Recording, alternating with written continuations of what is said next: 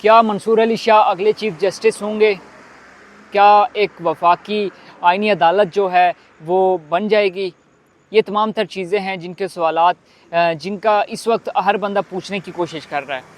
अब चंद ही दिन हैं, तकरीबन 8 से 10 दिन है जिनके अंदर ये डिसाइड हो जाना है और अगला जो आने वाला हफ्ता वो काफ़ी ज़्यादा अहमियत का हामिल है। इस हवाले से आइनी तरमीम के हवाले से हुकूमत ने बड़ी कोशिश की। इस वक्त पाकिस्तान पीपल्स पार्टी हो, पाकिस्तान मुस्लिम लीग नून हो, बड़ी ही कोशिश कर रही है कोई इस आइनी तरमीम को किसी तरीके से पास करवाए।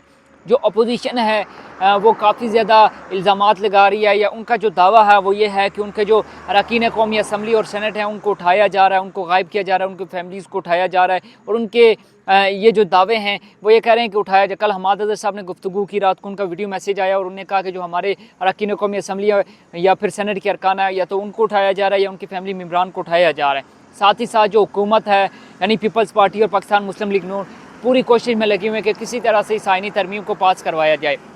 बिलावल भुट्टो जरदारी साहब ने यहाँ तक कह दिया था कि जो आइनी एक अदालत है इसका क़याम कायद-ए-आज़म मोहम्मद अली जिन्ना रहमतुल्लाह अलैह का जो है वो एक ख्वाब था।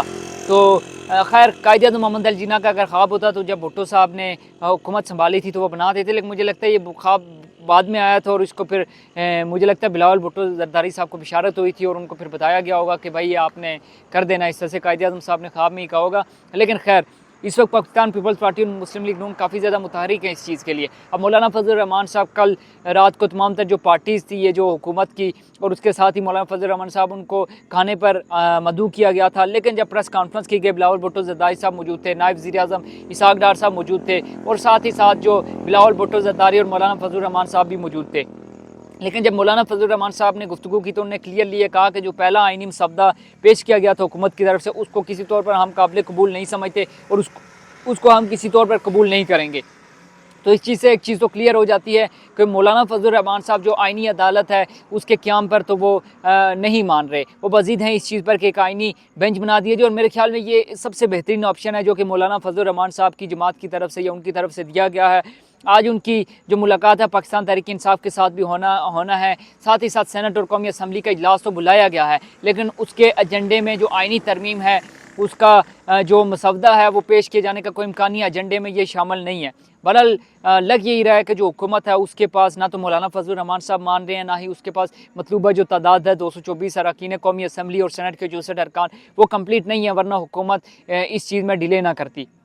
देखना यह है क्योंकि टोटल 6 से 7 दिन हैं जिनके अंदर हुकूमत ने ये काम करना है। पाकिस्तान पीपल्स पार्टी काफ़ी ज़्यादा मुतहरिक नज़र आ रही है, बिलावल भुट्टो जरदारी साहब काफ़ी ज़्यादा मुतहरिक नज़र आ रहे हैं, लेकिन मौलाना फजल रहमान साहब इस चीज़ पर मान नहीं रहे। अब देखना यही है कि जो मौलाना फजल रहमान साहब हैं वो अपनी बात मनवाते हैं या मौलाना फजल रहमान साहब जो हुकूमत है उसकी बात मानते हैं, क्योंकि उनने किसी भी डील से इनकार कर दिया था। और अभी तक मेरे ख्याल में मौलाना फजल रहमान साहब की सियासत जितना मैंने कवर किया है अब तक का उनका सबसे आप कह सकते हैं कि एक क्लियर स्टांस है जो उनकी तरफ से आया है। और उनकी पार्टी काफ़ी ज़्यादा क्योंकि बैकफुट पे चली गई थी जब पिछली पीडीएम में वो हुकूमत के साथ थे, तभी वो अपनी जो उस चीज़ को रीगेन करने की कोशिश कर रहे हैं तमाम तर चीज़ों को। तो मौलाना फजल रहमान साहब तो उस मसवदे पे नहीं मान रहे, और अगर हुकूमत इस चीज़ पे मान जाती है कि हाँ जी ठीक है एक आइनी बेंच बना दिया जाए तो फिर होगा यही कि जो काजी फ़ाइज़ साहब हैं वो 25 तारीख को रिटायर होकर घर चले जाएंगे और जस्टिस मंसूर अली शाह साहब जो हैं वो अगले चीफ जस्टिस होंगे। लेकिन ये तभी मुमकिन है कि आइनी तरमीम ना हो और जो हुकूमत है उसके जो मतलूबा तादाद है वो पूरी ना हो और हुकूमत इस तरमीम को लाने में नाकाम हो जाती है। लेकिन अगर हुकूमत आइनी तरमीम पेश करती है और वो मतलूबा तादाद हासिल नहीं कर पाती तो मेरे ख्याल में उनके लिए काफ़ी सेटबैक होगा और इन फ्यूचर उनके लिए ये हुकूमत करने में काफ़ी ज़्यादा मुश्किलात हो जाएगी। ओवरऑल जो सिचुएशन है इस वक्त यही है कि एससीओ कॉन्फ्रेंस के बाद जो पॉलिटिकल एक्टिविटीज़ हैं काफ़ी ज़्यादा तेज़ हो गई हैं। पाकिस्तान पीपल्स पार्टी हो, पाकिस्तान मुस्लिम लीग नून हो और पाकिस्तान तहरीक इंसाफ जो हो, सारी पार्टीज़ काफ़ी ज़्यादा एक्टिव नज़र आ रही हैं, क्योंकि जो पाकिस्तान तहरीक इंसाफ है वो अंदरूनी इख्तिलाफात का काफ़ी ज़्यादा शिकार है। लेकिन आने वाले जो दिन हैं वो पाकिस्तान तहरीक इंसाफ के लिए काफ़ी ज़्यादा टफ होने जा रहे हैं।